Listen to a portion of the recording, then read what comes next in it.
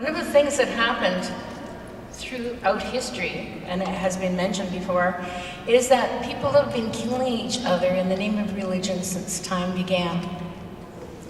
People developed religion because they tried to understand creation and their place in it.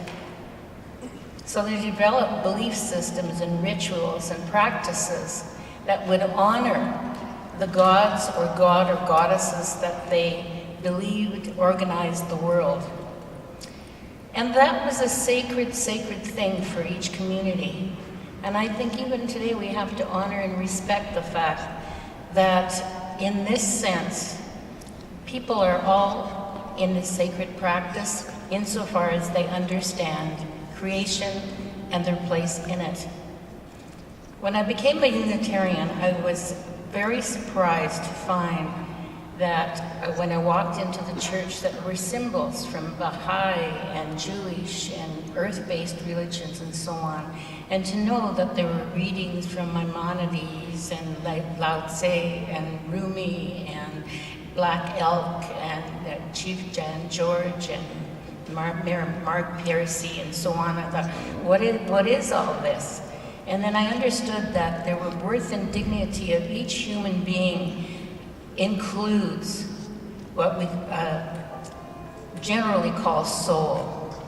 And as a Unitarian community minister for 25 years, who has sat at the bedside of many dying people, I can tell you that there's a transcendence that is in the human body and the human soul that goes beyond anything that you can call religion.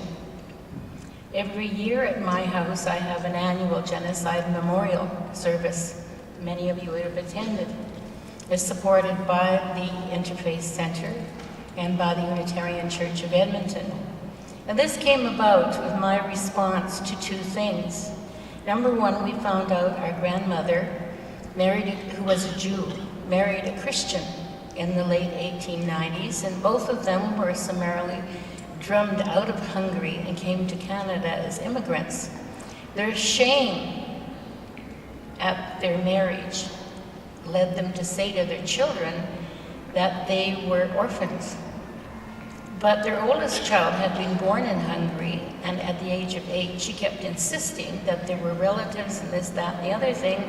And in 1980, my mother and her oldest sister actually went to Hungary and visited that family, and the story was true.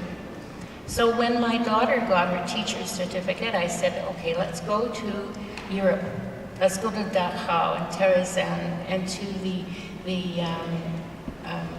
memorial places and honor that part of our ancestry. So we went there, and we noticed that they put little stones at the graves of the rabbis and at the graves of the people to say, I have been here and I honor you. So we came home, and I was sitting in the living room and looking out the window, and my son had made a dry riverbed.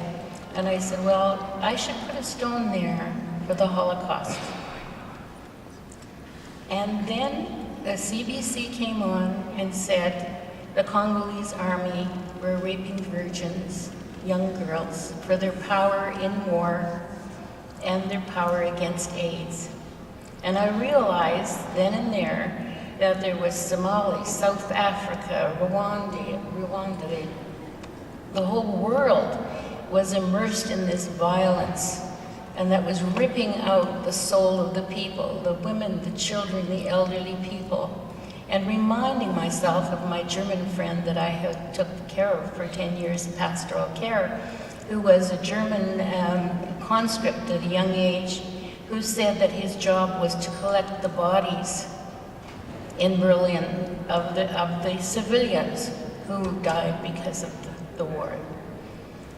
And I realized I would have a service for all people who suffered from the violence of war, or colonialism, slavery, gender identity abuse, appropriation of Aboriginal lands.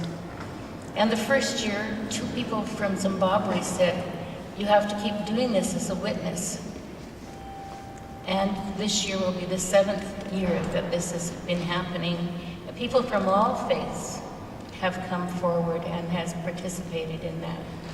My point in saying this is that with the poet John Donne, who says, "No one is an island unto themselves," that we are all part of the whole, and that whatever belief system that we have, it is a sacred belief, unless it becomes corrupt by misunderstanding, by mental illness, by fanaticism. Doug Walrath, who was my faith journey mentor at my seminary, said, if your faith isn't moving, if it isn't growing, as our Jewish sister said, that it evolves over time and it grows like a tree, it blossoms, it becomes something powerful, and the new images come out of it. If these things aren't happening, he says, then your faith is in a box, and it becomes rigid and intolerable. It becomes judgmental. It compartmentalized, and then we have fanaticism. So when we gather for these international harmony times where we promote the idea that we are all one people and that we work for each other to work for peace instead of violence, I think that it's a big start. And we have that here in Edmonton, and we have it in other places where people in the northern area, when a mosque was defaced, they all went and they cleaned it up. And when the Jewish cemeteries were damaged, people came out and they fixed them. And we stood together and we stand together and say, you can't do this in my name, because I will not allow it to happen. Blessed be.